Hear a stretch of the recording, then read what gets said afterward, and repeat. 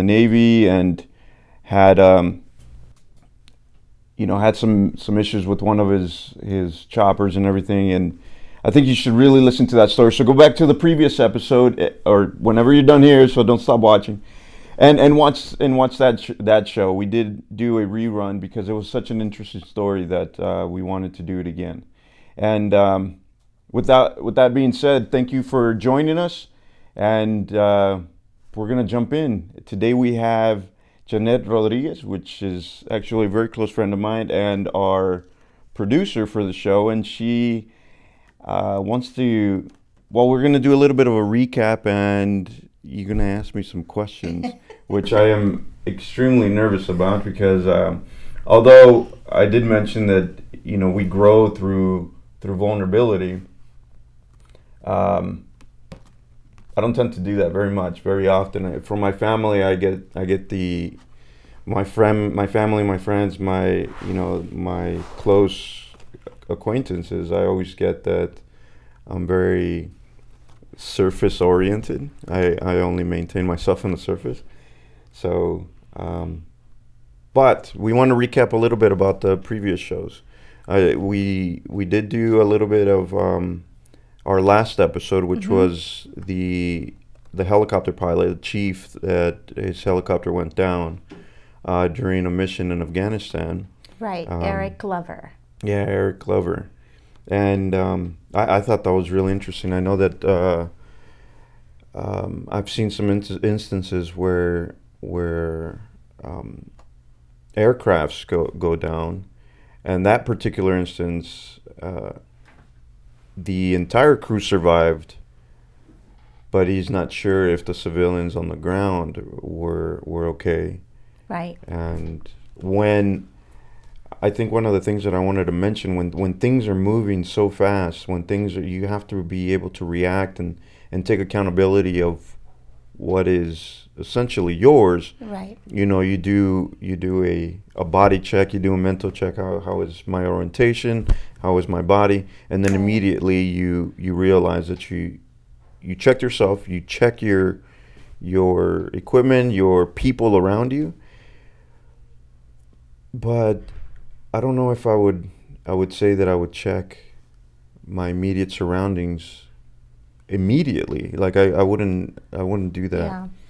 So that I could see why he wasn't able to answer that. But well, first of all, thank you for having me as a guest. Yeah. I am so used to being on that side of the camera, and it's a real treat to be on this side of the camera. Not only on this side of the camera, but to be here with you, Jose. So I know that we're recapping. We're going to totally recap because I think it's a phenomenal idea. However, I think once and for all, your audience, and that's why I'm really excited about doing the show, is your audience needs to know who you are. So you just jumped into the recapping and checking your civilians, and you went into that whole mental state of being a veteran and being a soldier. But I'm going to take you back a little bit, and I know this is very uncomfortable for you. I'm heavily medicated. But I think once and for all, people need to know who you are. So I'm really excited because not only are you my dear friend, and I know a lot of your story. I don't know all of it, but I know a lot of your story. And so I think that I am very intrigued by it, as a lot of your audience is. And I also think that it's going to add huge validation as to who you are and why we decided to do the show. So not only are you a host, but you're a veteran and you have so much to tell. You have so much that you're involved in. Well, see, that's the idea, is that that every veteran has their story. It doesn't matter whether it's it doesn't matter whether it's from combat or. But each veteran has a unique story. Right. And that's one of the things that we want to do with Civvie Debrief. Right. And I think that you being a civilian and you being a vet, an Army veteran, you have a story as other veterans do, but you're very qualified to run a show like this. And I don't think people know that. You're, in my opinion, so qualified to do a show like this. And that's why when we met and we decided to do this, it was very important to me because you're not just a veteran. You really have an amazing story, and you are very qualified because you have survived the military. You have surpassed so much that has happened after post-military. And then I don't think people know what all you do today to impact the world and impact other veterans and impact so many different things that you've got going on. And so it's my job to tell the story today. Yeah. I'm gonna amplify your voice today. Well, and I want to add that yes, I do a lot. There's a lot of different facets to the company that I co-founded. But I wouldn't, companies. Yeah, and I want to ask you about them too. But I wouldn't have done it without my co-founder, Pedro De Leon. Right. I wouldn't have done it without Alex Jaquez, who helped us throughout the entire process without asking for anything in return. Right. My family, which have been the biggest cheerleaders of my post-military career and military career and everything. And my fiance, who has been a very, very strong foundation for me to continue launching whatever it is. Mm-hmm. She's always telling me that just go after your dream, and so it isn't just me. Right, right. I totally agree. But so let's recap on your life real quick. You served in the military from what time to what time, and for how long? Yeah, 2009. So I went in prior to September 11 ever happening. I went in July of 2001, and I went in for a different reason than a lot of post 9/11 vets did. Okay. I kind of wanted to escape the lifestyle that I had in California. Mm-hmm. Which is what a lot of people do. A lot of men and women will enlist themselves in the military because they don't want to go to college, or they just want to move away from their parents, or they're running from different things that they're experiencing while they're in high school. So that's a big point. Yeah, so for me, it was more of a, like I mentioned, I think I mentioned it a couple of times, that it was an escape. I was a mediocre kid. Mm-hmm. I didn't really strive for much. I mean, I was a decent enough athlete that I got a partial scholarship to go to Cal Poly Pomona, but I hated school. Yeah. So I didn't do that. Did. Yeah, but now I don't. So, and we'll probably go into that. With a double master's. Yeah. And soon to be PhD. Yep. So like I said, you're very qualified to do this. Okay, so you were in the military for so many years. You served our country. Thank you so much, and for your service. And we cannot say that enough. I come from military background as well. My husband, as you know, was in the Navy, and he was a SEAL. So I know firsthand what it's like to be a spouse of somebody in the military. But I'm going to join that rank here in a couple of months. A SEAL? Oh no! What? You're going back? No. I don't want to be one of those glossy. A spouse. A spouse, military because spouse. She's still active. Your fiance is still active military. Yeah. Well, she's in the reserve, but she gets activated all the time. So yeah, and that in itself, is a sacrifice. Yeah. Being a spouse of somebody in the military is a sacrifice. Well, her and I just.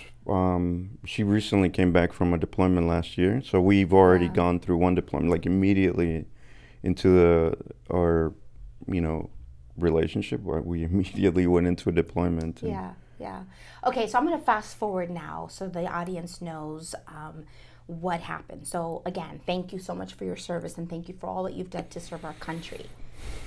And so many people think that our soldiers serve our country, and then voila, they have all these great benefits, and you get health insurance, and you get all these wonderful discounts. That's not the case.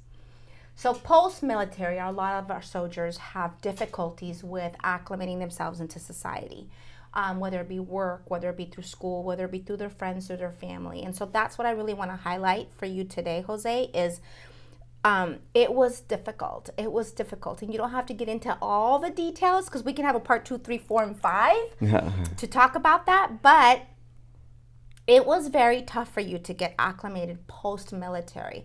And so I want to know, and the audience wants to know, exactly what that meant. So you get out of the military. Where do you go? I went home. I didn't tell my family. I think the only person that I told was my dad. Okay. And You're coming home. That I was coming home. Okay. And I drove from Georgia. Yeah. I drove from all the way from the East Coast to California. My father met me in Kansas. And then he helped me drive the rest of the way. Okay. And we arrived at my sister's house. It was a little past midnight. And she didn't know I was So it was coming. a surprise. Yeah, it was a surprise, and she's all like modorra. Did you fly in or did you drive in? No, I drove. I drove all the way from the East Coast. So you're driving home from the East Coast in your car, and what are you thinking? What happens in a psyche of a veteran when you're done? You know what? I was pretty excited and scared. I didn't know what was my next step. But in my mentality, I was thinking, you know what? This is going to be a piece of cake. I just went through all of this shit that, not a lot of people go through. Mm-hmm. I was an infantryman. I was airborne. I was, all of these accolades that not a lot of people in the military go through. So I was like, you know what? This is the rest of my life should be a cinch. Okay. Do they send you home with a paycheck, with a wad full of cash? Oh, no, absolutely They send you home and say thank you for your service. No, I had enough terminal leave, meaning that I had enough vacation saved up that I was able to separate from the military 2 months prior. Well, not necessarily cash out, but I was still receiving a paycheck for the next 2 months. Okay. See, these are things that the civilian, and I ask you as a civilian, we don't know this stuff. I don't know, I don't know. I married my husband, who was a Navy SEAL, like I said, post-military. He was already, in the military. He was already in the reserve. So I didn't know the details of what happens. How much do you actually get paid in the military? I don't know any of that. As a lot of civilians don't. We just think you're soldiers and you do us great service and that's it. But what are the details? So they don't send you home with money, but you're still on payroll. Yeah, it depends. It depends on how you separate. If you separate with enough terminal leave, you're still getting paid for that amount of time that you have saved up. Okay. So I had a little over 2 months saved up. Okay. And so I separated from the military, and I still was going to be receiving a paycheck for the next 2 months. Okay. So I knew that for the next 2 months I was going to be okay. Then I also knew that I had my post 9/11 GI Bill that if I was interested in going back into school, because I was taking courses while I was in the military. So is all of that spelled out for you and laid out for you, or you have to come here and do all your research and applying and all of that? Absolutely not. So, fast forward now, we're in 2020, and I've heard veterans tell me that the TAPS program now it's a little longer than what I had. I had a 2-day TAPS program, TAPS is the transitioning program that they have that helps service members transition into civilian life. It really doesn't help. A TAPS program. Yeah, TAPS. And you had it for 2 days? 2 days. I think now it's like a week or something. So you serve our country for how many years? 8. But we give you 2 days. 2, yeah. That really are. And it isn't two full days, 24 hours. You're doing it for about 5 hours. Like, isn't there something 6 wrong hours. with that? But okay. Thank you for clarifying that. So this is, again, all stuff that people don't know. Yeah. I want to know what happens. Okay, so they don't lay out a plan for you. You come to your family's home, and you have to get acclimated to a normal lifestyle. You want to go back to school. You have to start looking for a job, right? That's the thing that a lot of us, at least me, I had a very, very strong ego. I was very. No, he's not Middle Eastern. Oh yeah, my name's Jose. I speak fluent Spanish. So when you say ego, I'm like ding ding ding. Yeah. No, but I did come out of the military with this belief that everything was going to be handed to us. I had like a chip on my shoulder. You had the belief that everything was going to be handed to you. Okay. And it wasn't that way. So going back in the military, you train so hard so that failure doesn't happen. You know, you train day in, day out, so that the minute that you missions on and your boots on the ground and you're driving to your waypoint, you minimize the possibility of failure. When we become civilians, a lot of us forget that we still have to train ourselves, maybe not to minimize the probability of failure. So when I came out and I started experiencing a lot of this failure after failure, application after application, schools that I wanted to go to that would reject me, and even feel rejection from the people around you, even though it wasn't an immediate, hey, stay away from me.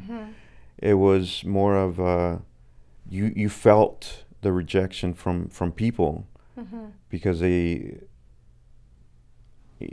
for example, my family walked for the longest time, walked on eggshells around me. That felt like rejection to me. Because you were very short-fused? I was very short-fused, high-strung, very postpartum. Yeah, so that level of rejection or that level of transition and the difficulty of transitioning led me to, abuse of alcohol and which is very drugs. common. Again, I come from a military background. My brother is also a Navy veteran. I have to say, when he came back, Jose, he was drunk. That's very normal, and everybody I hear goes through that transition. But is that because you find that to be comforting because you're having an issue with transitioning and the rejection or failure, or do you miss where you came from? I don't think that alcohol would be. I wouldn't consider alcohol to be comforting. I think it's like turning off. It suppresses, though, right? It's a drug per se. No, yeah, and no, I completely agree. I mean, for the moment, it definitely feels a lot better, but if you turn off the check engine light of a car without fixing the problem, you're just turning off the check engine light. Right, like any other situation. Yeah. But you found going to alcoholism as a way to escape from... Mask a lot of the things. A lot of the failure that you were feeling. Mm-hmm. And I've learned now to deal with failure by dealing with failure, not, because I'm not saying that I'm completely immune from failure now, because I experienced it on a daily. But that's not your personality. You're a warrior at the end of the day. The little I've gotten to know him, he's a fighter and a warrior. So I don't see you ever taking failure well. You're very competitive in your own little way, and you want to succeed in anything that you do. So I don't see that to be an issue. So I don't think that is it. I think maybe the rejection of... Yeah, and you were right. You touched it up a little bit. Is you do miss a lot of the camaraderie. You miss a lot of the day-to-day adrenaline that you would get. At least for me, it was the day-to-day adrenaline. Whether it was in the beginning of my military career, or somebody yelling at me to wake up, and feeling that level of external motivation that you crave, because now you have to take accountability of yourself, and no one else is going to do it for you. Yeah. If you want to wake up at fucking 5 o'clock in the morning, you have to do it all on your own. There's no longer a schedule. It's no longer an expectation, a demand. Yeah, so it becomes very, very easy and it doesn't matter whether you were in the military or not. If you were on a regiment that somebody else was providing for you, right, or maintaining for you, and you all of a sudden cut that off,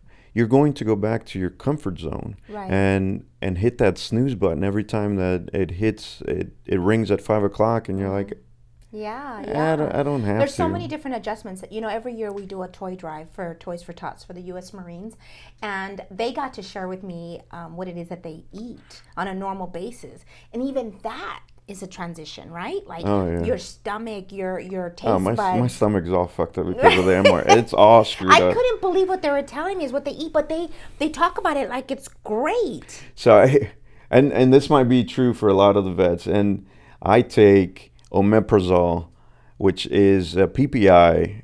It's an reflux. Yeah. It's upper GI. It's like a gastro reflux medication. yeah. I take omeprazole on a daily. If I miss one day, I get heartburn like there's no tomorrow. And that's because you're used to for years eating very bland food, very packaged food, very what I would say processed is gross. And, yeah. But well, no, it's not. But I heard the beef stew is really good. If you become an MRE chef, you can start mixing MREs, or you can make that meal work. Yeah. But you're right. It is an adjustment on your body, on your mind, on your schedule. It's an adjustment that not a lot of people adjust well to. Yeah. And that's my point. As a civilian, I want to see and hear all the different transitions that, as a veteran, post-military, what you have to go through. So you picked up, drinking.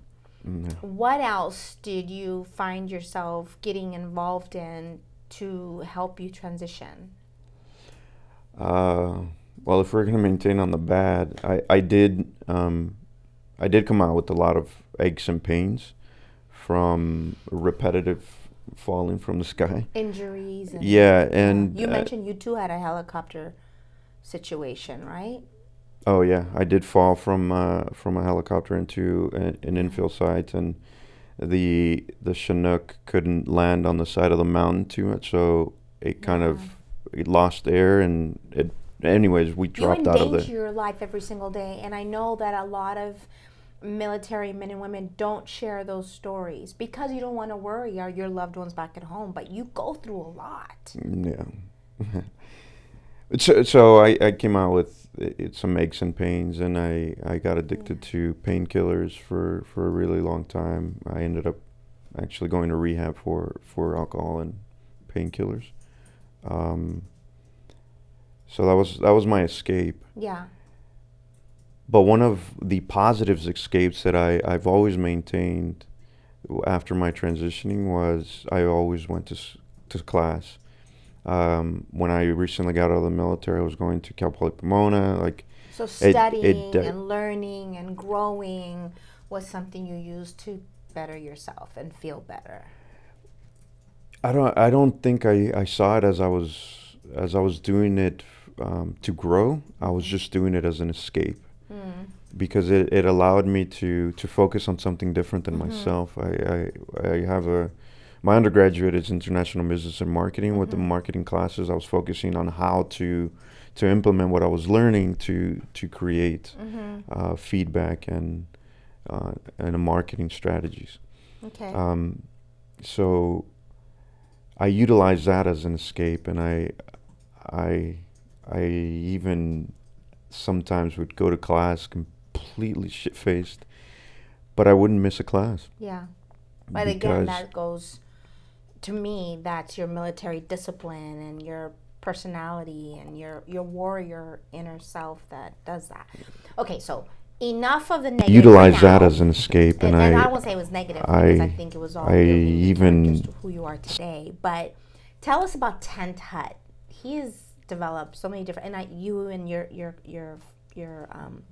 colleagues and Pedro, who we love dearly.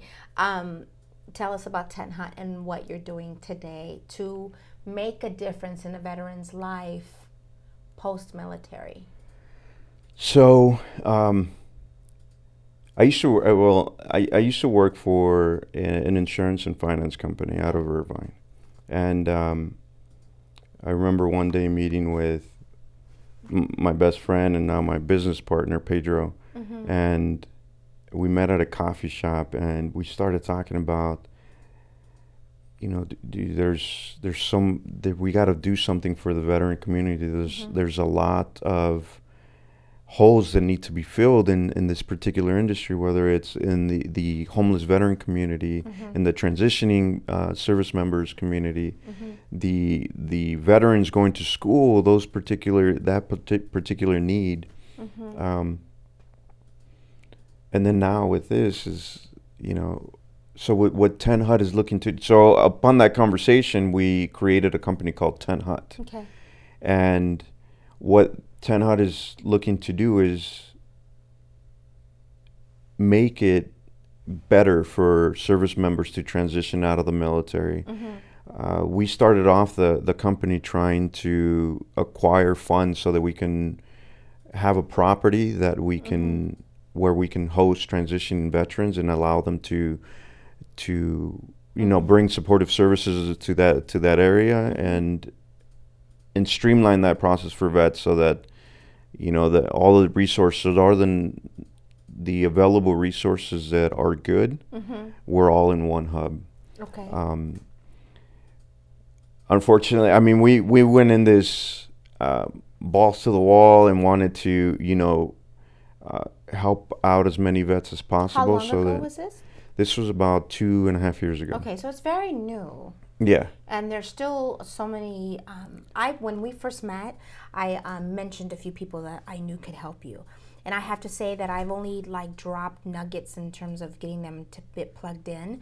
But I recently spoke to the one physician that I told you I wanted to talk about. I just recently talked to him, and he's actually going to be a guest on your show in the next couple weeks.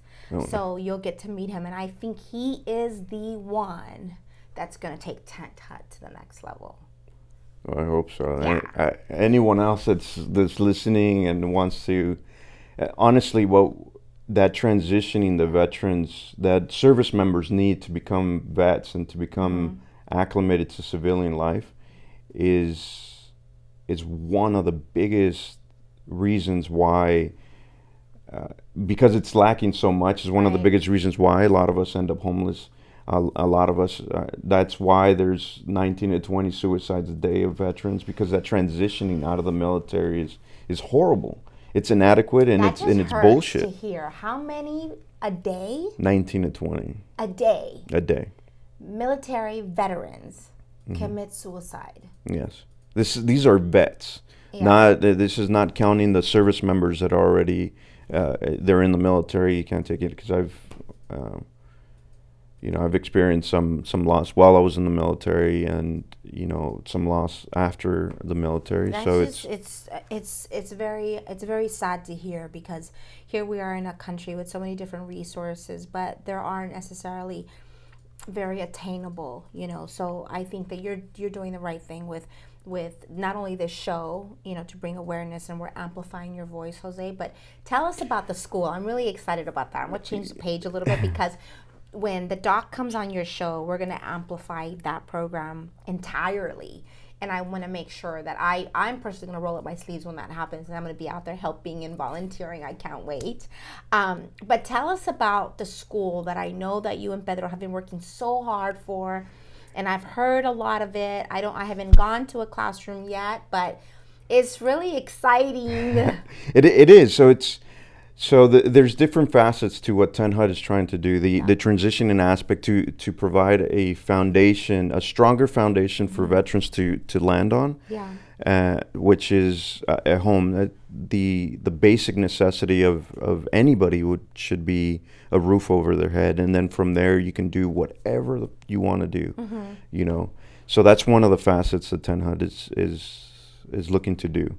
And then the other facet is education, which is one of the facets that I'm the strongest advocate for, is education. An educated mind is an informed mind, and you can process things a little better.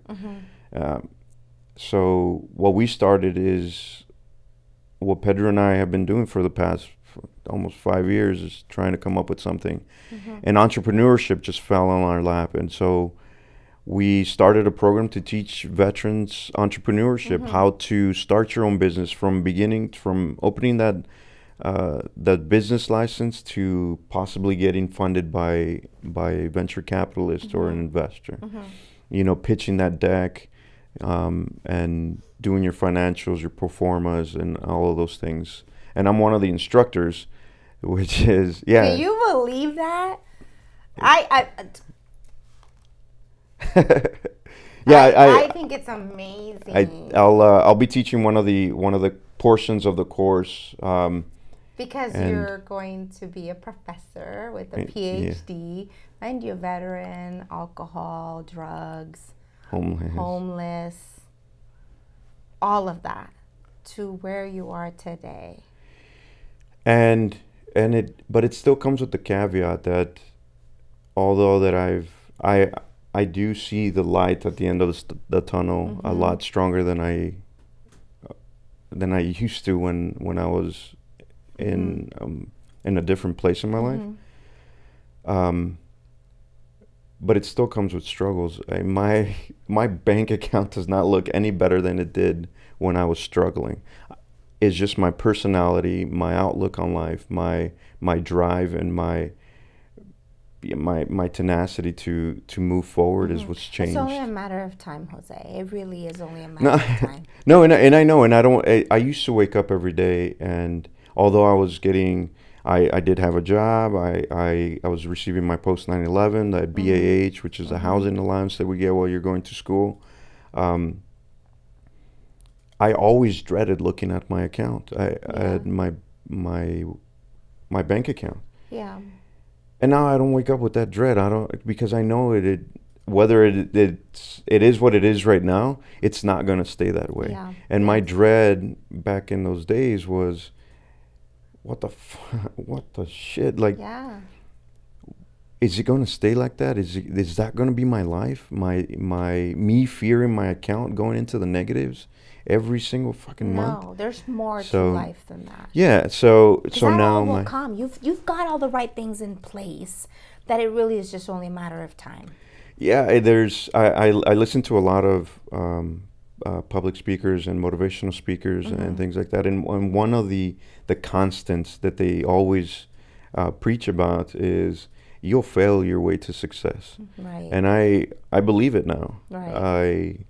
I've been through a lot of failures. I continue to go through a lot of failures, but it isn't about the failure. It's how you fail and how you get up to get to the next failure. Falling forward. I was taught, my mentors have always said this to me growing up, is 90% of winning is your attitude. Yeah. So I always thought, okay, well, what about the other 10%?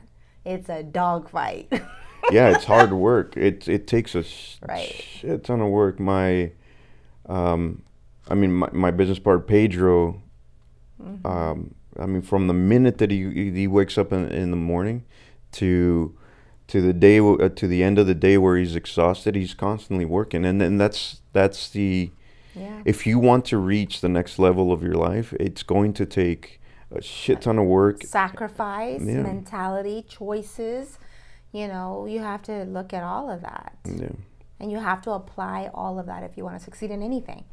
So recently we acquired a new client / sponsor, and they're in the restaurant business. So we will be hosting some events at their venues because they're one of our sponsors now of All Access Broadcasting.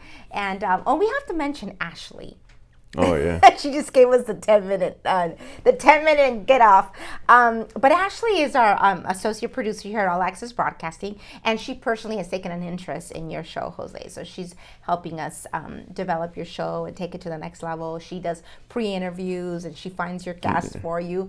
Then effective today, she actually is engineering because I had to be on this side of the camera. Yeah. So she's engineering. So thank you, Ashley, for all that you do for Jose, for Civvie Debrief, and for All Access Broadcasting. But anyway, so back to our sponsor, who's going to be allowing us to use their venue to host a lot of different things. It's really, really exciting. They have places in West Covina. They have a place in Covina. They have a place in Ontario. They have a restaurant in the city of Downey, soon to be another restaurant in Downey. So it's really exciting because they're going to partner up with us and do a lot of many events. alongside with that, we officially have another sponsor that I wanted to announce, is Sagun Law, and she's gonna the whole law firm, but Rosa Elena Sagun is going to be our official lawyer of not only Civvie Debrief but of All Access Broadcasting. She's our house lawyer, and God only knows we're gonna need a lot of that as we continue to grow. Yeah. So do they do criminal law? She does, actually. She does criminal law. So if you need a good lawyer, she's phenomenal. She does criminal, immigration, civil. If she doesn't do it, she's got a team of lawyers that do. So we definitely, are grateful to have her as an All Access Broadcasting official lawyer sponsor. Yeah. Cool. Yay! So those are announcements. Okay. I hope I never need a criminal lawyer again. But, you just never know. It's good to have lawyers in your back pockets unless we need some, I've throughout my transitioning, I like we mentioned before, I did come out with a lot of anger issues. I came out very short fused and with the temper. And now I'm much calmer now and very, very passive. And very, very humble. No, humility could still grow. But it doesn't mean I'm a pushover. So if you see me out on the street and you want to flip me off, you're not going to. And he carries guns. He carries guns. I do. My fiance actually has a concealed carry permit. So just kidding. I just recently went shopping for a gun.